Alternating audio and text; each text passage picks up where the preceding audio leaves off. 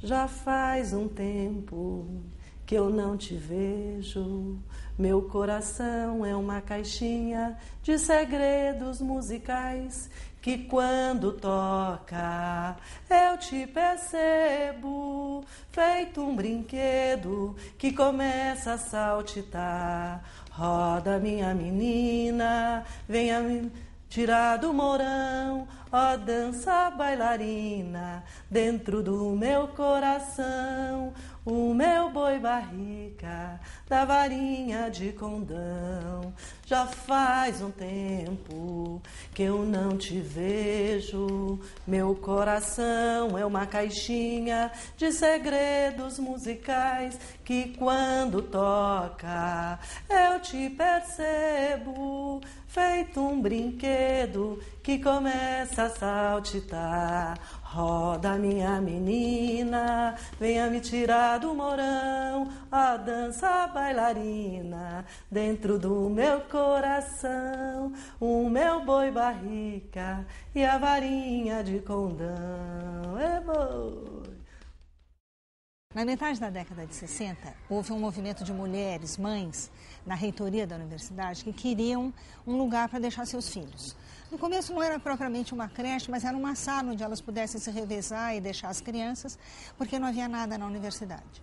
Esse foi um começo, uma luta que se desencadeou muito na década de 70, que foi uma luta dos direitos das mulheres. Em 75, aqui na universidade, houve uma famosa passeata dos bebês, que foi feita na frente da reitoria e foi feito um movimento grande de pressão de mães docentes, mães funcionárias, pedindo para a reitoria que tomasse uma atitude, que montasse uma creche aqui dentro. Muito a partir desta demanda, foi contratado Elias Rocha Barros, que era um colega meu de turma, que me chamou para trabalhar com ele dentro deste projeto de creche na universidade. Nós trabalhamos um pouco nesse projeto, aí ele foi engavetado, aí em 79 ele volta à pauta. Neste momento, o Elias já tinha ido embora, eu estava aqui sozinha. Eu era bastante jovem, eu era bastante interessada na coisa. O que eu tinha de claro para mim naquela época? Que creche não era um direito da mãe, mas era principalmente e fundamentalmente um direito da criança. Direito da criança é a educação desde o começo.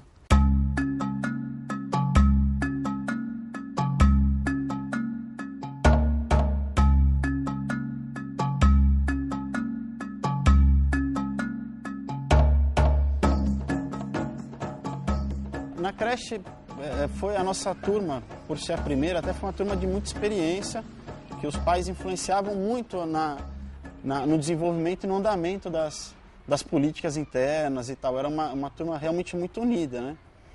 Tanto é que assim, até hoje eu estou com 31 anos, até hoje toda a turma se reencontra, pelo menos uma vez por ano, num sítio de dos pais de um desses alunos aqui. E tive agora a oportunidade de retornar à creche, tanto tempo depois, com a entrada do meu filho para a creche central. E então, reviver isso, né, não só de uma situação momentânea, mas agora, na verdade, no dia a dia, né, todos os dias com meu filho estando aqui, isso tem trazido uma série de situações interessantes para a gente.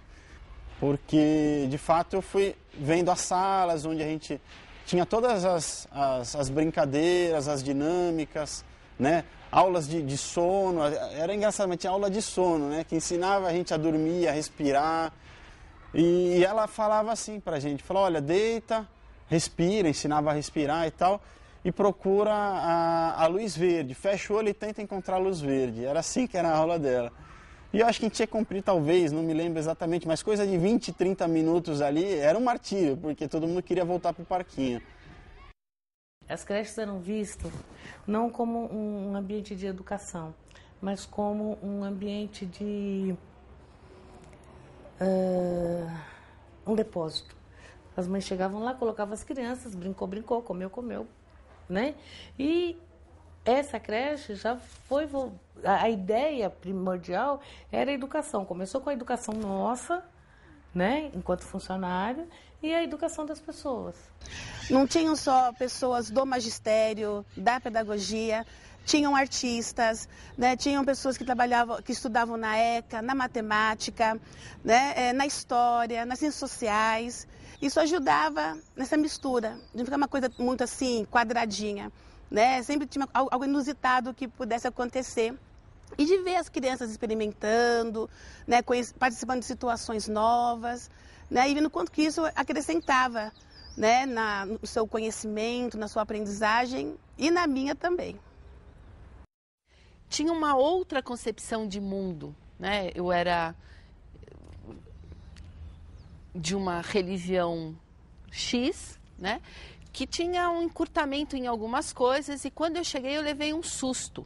Qual foi o meu susto? De ver as pessoas reivindicando, de ver as pessoas tendo liberdade de expressão. Afora isso, as crianças também, né? Então, assim, eu fiquei muito assustada, né, com essa forma como as pessoas se posicionavam na instituição. E eu, depois de 2 dias, achei que não voltaria mais. E chegou uma menina, nós trabalhávamos no módulo 1, de crianças menores. Eu estava trocando uma criança e o Léo estava do meu lado também.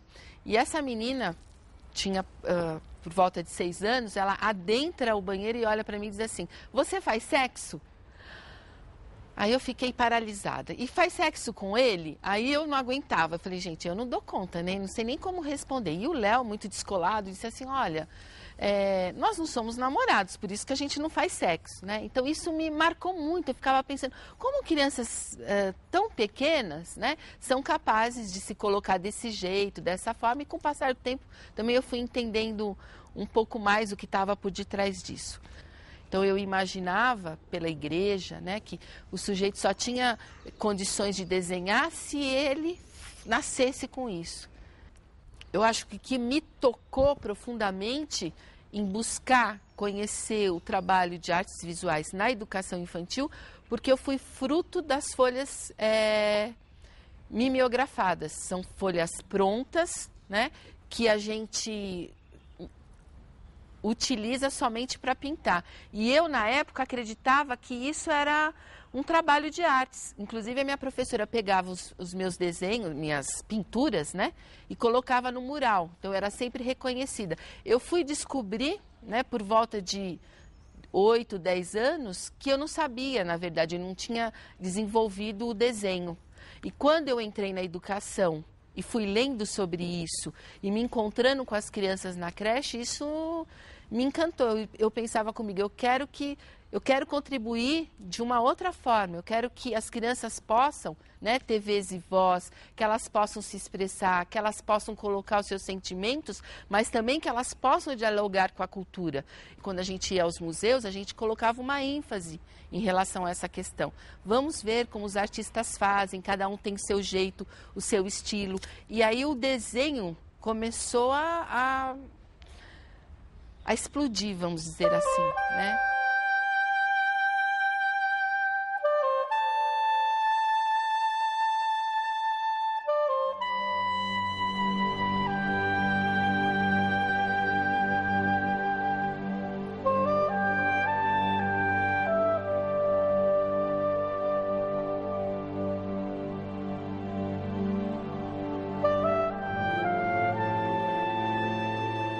E aí eu percebia a importância da cultura e desse professor mediador, que ao mesmo tempo que o professor educa, ele se educa nesse processo. E para mim isso foi muito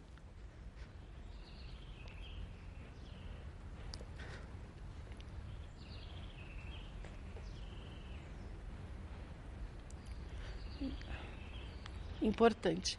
Eu diria que eu não seria a mesma mulher, a mesma profissional, se eu não tivesse passado por essas experiências na rede, hoje conhecida como SAS.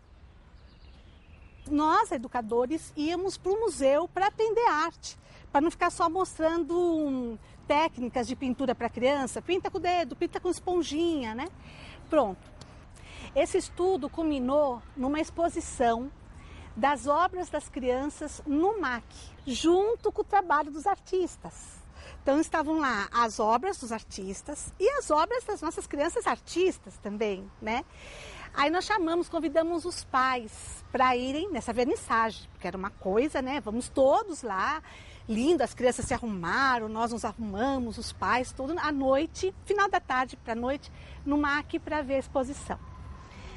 Aí a coisa mais linda que eu vi nesse momento foi uma mãe que chegou para mim e disse assim: eu sou funcionária aqui dessa universidade, trabalho como cozinheira e eu nunca pensei que nessa universidade tinha coisas tão bonitas.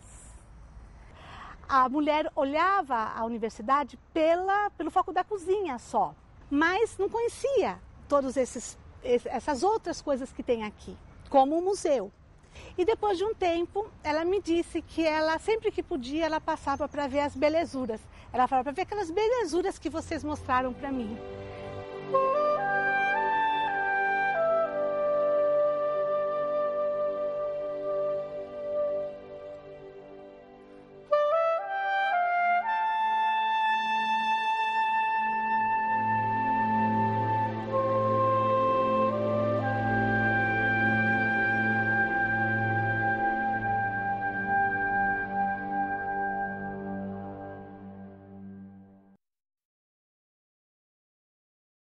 A minha mãe, ela era estudante aqui da Faculdade de Psicologia, meu pai era da Poli.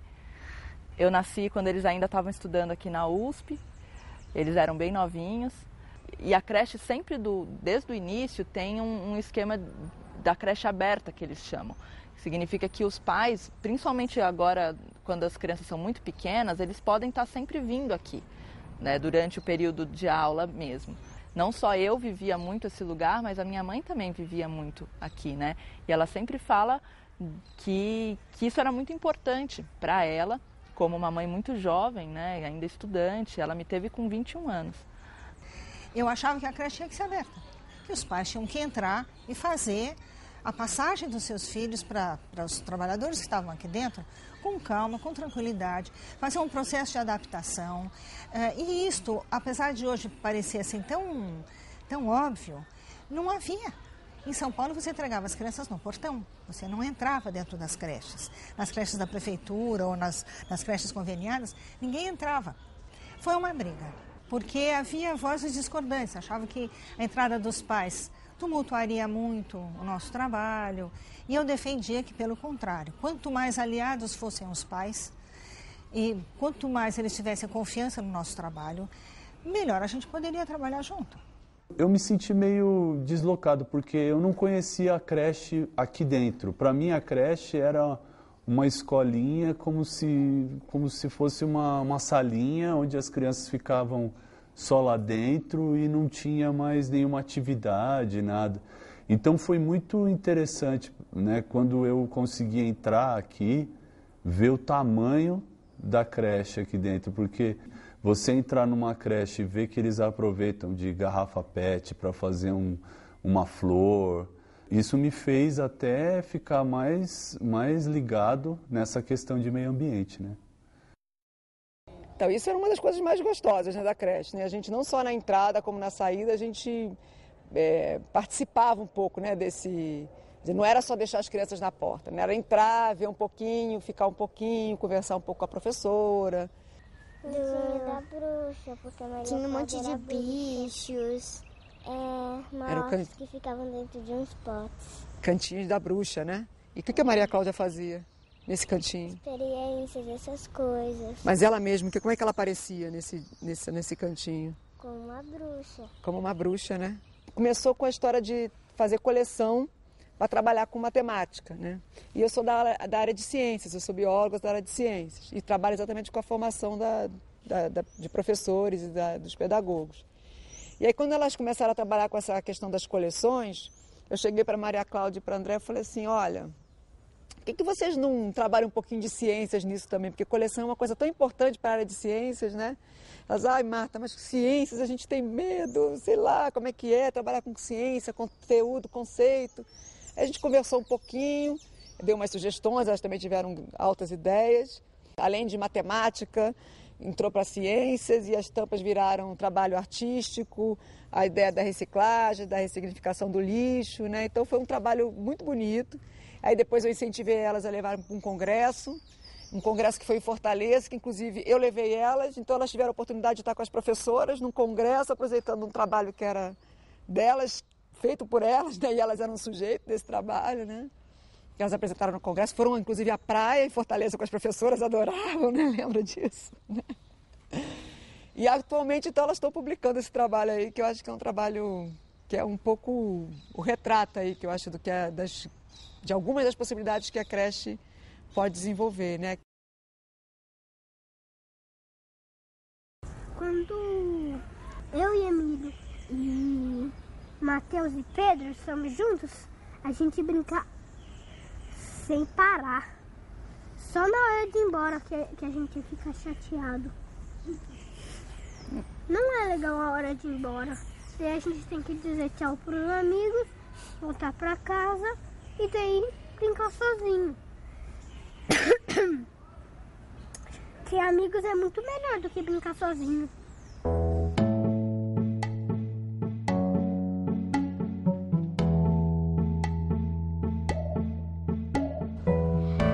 Eu queria contar um dia que eu tava bem aqui na creche, nesse módulo, no módulo 2. Tava ali conversando com 2 amigas minhas e daí elas me falaram que tinha uma menina aqui que tava querendo ajuda. Ela tava num banco e tinha uma coisa quebrada.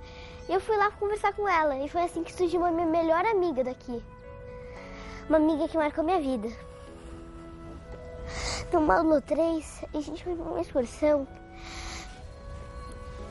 bem longe, eu acho que a gente foi meio que acampar. E a gente adorou, a gente ficou brincando o dia inteiro. Tinha escorregador de água, teve um dia que a gente foi à noite procurar milho pra fazer pipoca. A gente dormia de cama lado a lado. Se eu caía, ela me ajudava. Como que é o nome dela? Anitta. Você é amiga dela até hoje? Até hoje. A gente estabelece contato por e-mail e telefone. A amizade é uma coisa importante que a gente não pode ficar sem. Se eu brigo com uma amiga, eu tenho que pensar nessa amiga, porque a gente brigou. Tem que repensar o porquê a gente brigou. E se eu puder resolver, eu tenho que resolver. Porque a amizade é uma coisa muito importante para se perder. Calma, meu amor. Mesmo hoje, ela e a Anitta preservam essa amizade, elas vão uma na casa da outra e elas retomam, por mais que elas fiquem às vezes alguns meses sem se verem, parece que quando elas se reencontram, elas começam exatamente do mesmo lugar onde elas pararam, que para mim é isso mesmo, a amizade é uma coisa que ela existe, independente de onde estão essas duas pessoas. O amigo é aquele que você encontra e é como se você tivesse visto ele ontem. A gente pode falar da outra separação, que é essa de sair daqui. Então, quando as crianças saem daqui, é um momento de terminar uma história para começar outra, né? Agora, é um lugar mesmo que a gente sai com muitas saudades, mesmo quem trabalhou aqui. Eu sempre tive muitas saudades daqui, né? E quando eu volto, eu me sinto muito em casa, é muito interessante isso, assim, eu fico às vezes anos sem passar aqui, de repente eu passo e cumprimento as pessoas como se eu tivesse visto ontem, né?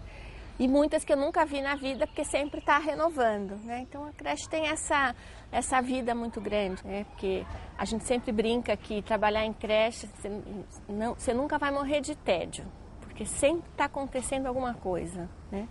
Desde o começo eu pensei que um psicólogo deveria estar presente cotidianamente, trabalhando junto com a equipe, não numa função clínica, mas como alguém que teria uma escuta privilegiada às relações que acontecem dentro da creche. Eu lembro bem que o dia que eu vim conhecer a creche, não tinha ninguém, ela não estava funcionando, não tinha nenhuma árvore no estacionamento, era um lugar árido. E eu disse para a Tuta, nossa, que lugar árido. Ela disse, um dia as árvores vão crescer. E eu não tinha a expectativa de ver essas árvores crescerem. Isso é uma coisa que é muito forte na minha cabeça.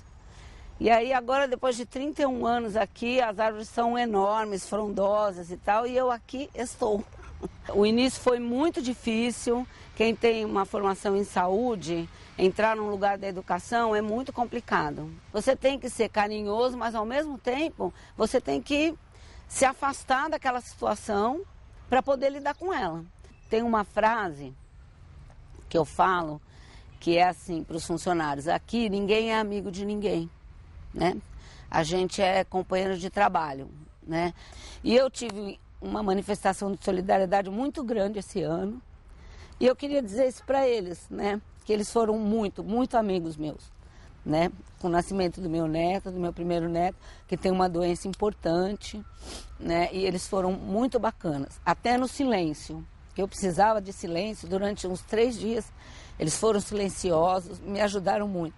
Então, eu vou ser muito grata para eles, para o resto da minha vida. Ele veio do hospital, teve alta no hospital e veio para a creche. Uma criança com refluxo, ele é drenado porque ele não tem a capacidade de tomar o leite pelo oral. E ele foi crescendo, e aí ele comia, mas ele tinha que comer, mastigar muito a comida. Ele vivia fugindo do só para vir na sala de enfermagem, ele vinha atrás da gente, né? Então ele foi aprendendo coisas, toda a creche, todo mundo conhecia aquela criança. Ele estava com 2 anos, quando ele estava em casa, com a mãe e os irmãos. E ele enfiou um pedaço de pão na boca e engasgou. Eles correram com ele para o hospital, mas ele entrou em coma. A mãe dele falou: então eu quero que a Sônia e o Pirueiro batize ele, porque ele não era batizado. Aí nós fomos e batizamos ele, eu e o Pirueiro, que ele amava. Ele falava: a Sônia é minha, sabe, assim, e falava do Pirueiro também, ele também é meu, era assim, uma criança, sabe. Então é uma coisa que marcou muito a minha vida mesmo. Você vê um projeto seu que fica de pé e você vê que ele vai sendo disseminado e ele já não é mais seu. Porque eu acho que isso que é bacana. É você ter uma ideia e a partir do momento que você expressa ela não te pertencer mais. Era outra época, da década de 80, éramos moradores do CRUSP, eu e minha mulher, meu primeiro filho nasceu no conjunto residencial da USP, entrou na creche aqui em meados da década de 80, saiu em 92. E a creche tinha alguns anos de vida, né? Já tinha toda essa grande estrutura, ela era outra coisa, tinha uma enorme máquina de lavar fraldas, de secar fraldas, né? A cozinha, a lavanderia, era uma outra estrutura, era uma outra época, não tinha fralda descartável, essas coisas. As crianças brincavam muito de pneu, né? Por exemplo, sempre vinham sujas de pneu para casa, né? A mão preta, tudo preto, porque a grande brincadeira delas era brincar de pneu. Tinha vários outros jogos, várias outras coisas também, mas o pneu e o futebol imperavam, né? Quando nós trouxemos nosso segundo filho agora, já na segunda metade dos anos 2000 aí, a creche tinha melhorado demais. A creche era uma outra coisa, né? A linha pedagógica extremamente aprimorada, você sentia que os funcionários estavam muito mais treinados, muito mais formados, né, com sistemática e com uma quantidade de brinquedos e de uso desses equipamentos muito diferente da creche que a gente tinha conhecido de 20 anos atrás, né? Então, a gente teve uma consciência de que as coisas evoluem e de que a gente, enquanto recebedor desse serviço, né, também tem que ter uma responsabilidade para que as coisas continuem evoluindo. A partir daí, houve uma aglutinação também de pais, falou assim: então vamos ajudar a construir a creche, vamos ajudar a evoluir, vamos ajudar a própria gestão da creche, a gerir a creche. Os pais reivindicam muito, pedem muito, os funcionários também, todos no seu direito, tanto pais quanto funcionários, mas há a questão também da colaboração e da gestão junto para poder reivindicar. E uma das coisas essenciais é que quando a gente reivindica, essa reivindicação ela não pode ter um cunho egoísta. Eu quero este ganho para o meu filho porque eu tenho direito. Não, eu quero este ganho para o filho de todos. A nossa cidadania e o mundo melhor que a gente quer para os nossos filhos depende desse tipo de exemplo e de atitude que a gente tem com o coletivo, inclusive com o seu filho vendo a atitude que você está tendo. Eu acho que a gente tinha muito tesão mesmo, muito prazer de trabalhar. além de você fazer um planejamento, a gente tinha planejamento, escrevia diário, estudava um monte, mas isso tudo dava a possibilidade para a gente ter um improviso. Não tinha liberado a verba para material, então a gente não podia comprar material e as crianças estavam... E a gente tinha um monte de criança e naquele dia eu ouvi muitas faltas na creche. E aí só estava eu e a Cris naquele caos. Então a gente pegou um monte de papel higiênico e nos transformamos nas princesas do papel higiênico. Então a gente fazia um laço na cabeça, ia fazendo os personagens, enrolava as crianças no papel higiênico. E aí ia contando uma história que a princesa passava e passava o papel higiênico nas crianças e tal. E quando a gente viu, já estava na hora do almoço. E aí a gente pensava assim, nossa, eu nunca pensei que a gente conseguisse segurar em 70 crianças contando uma história do nada e o recurso era nenhum.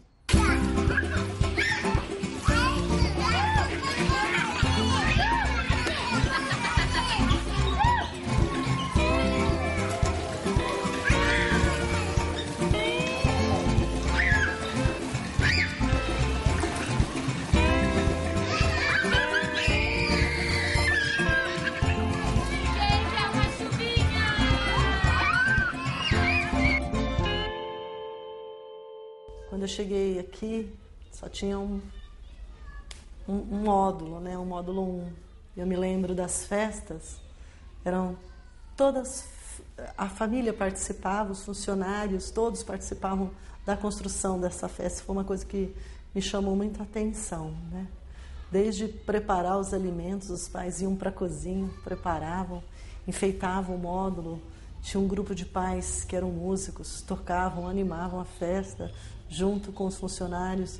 Nossa, era muito animada a festa, era quase que uma reunião, sabe, de casa, assim, da família. A gente tem famílias, funcionários que vieram de diferentes lugares, tanto desse país, que é continental, como de outros países.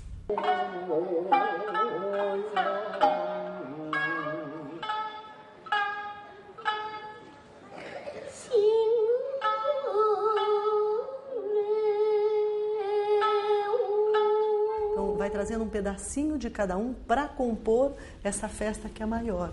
Isso vai circulando. Quando eu peço para as famílias trazerem um pouco das músicas que ela cantava, das brincadeiras, é trazer um pouco dessa história. Foi contar um pouco da história dos negros no Brasil, contar a história dos orixás, né? Porque assim, nossa, já contamos aqui a história dos gregos, dos deuses gregos, contamos a história dos egípcios para as crianças, né? Dos deuses egípcios. Por que não falar também desses deuses, né? Que são tão fortes aqui no Brasil? Um pai falou assim, olha, eu sou católico, mas quando meu filho falou de um deus africano, no caso foi o Exu, para minha mãe, super católica, ela olhou assim, o que é isso, né? E ele poder explicar com tranquilidade que não era uma questão religiosa, mas era uma questão da história, né, do nosso povo. Então foi muito marcante, porque a gente sabia falar dos outros deuses, de outros povos, de outros tempos, mas a gente não conseguia assim, ter a tranquilidade de falar desses deuses daqui.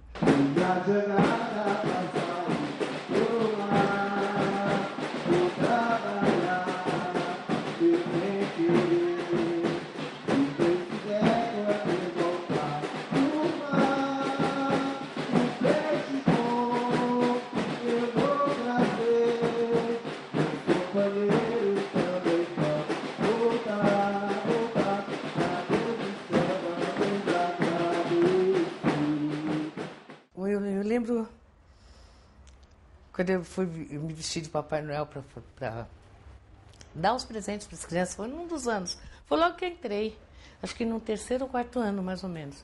As crianças tinham um olhar fantástico para o Papai Noel. Sabe, era uma coisa assim, de emocionar mesmo. Em compensação, com as crianças maiores, esse sapato preto aí não é a Rosângela, não. Era muito engraçado, porque eles não viam, assim, eu estava fantasiada, né? E eles não se preocupavam tanto em olhar o rosto. Eles começaram a perceber que era eu por causa do sapato. Foi muito legal. Foi uma coisa assim que emocionou, emociona. Ser Papai Noel em creche é fantástico. Aconselho a todo mundo fazer isso. É muito legal. Quando eu estou muito angustiada, né, eu sempre tenho lugares para onde eu fujo para me sentir melhor. E um dos lugares para qual eu volto é o olhar dessas crianças. Esse olhar que eu ganhei no dia do Papai Noel, eu nunca mais esqueci. É isso. E acho que uma das coisas que a gente aprendeu muito na creche foi assim, amar as crianças, entender o olhar das crianças. Eu me lembro de situações em que a gente ficava agachada seguindo formiga. Porque era uma coisa assim, eu preciso entender para onde vai o olho desse menino. Esse olho, ele não é um olho louco, ele é um olho que vê o que a gente não vê. Então, como é que eu vou ver isso?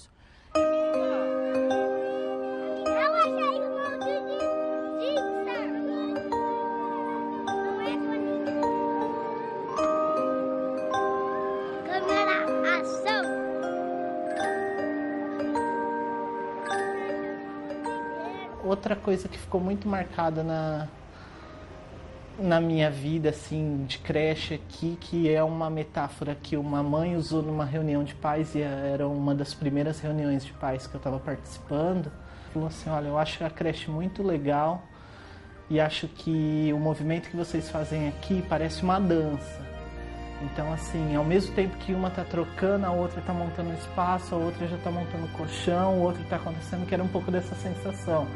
E era tão cadenciado tudo, né, que pareciam passos, assim, não era desmonta e monta, era uma coisa que estava acontecendo.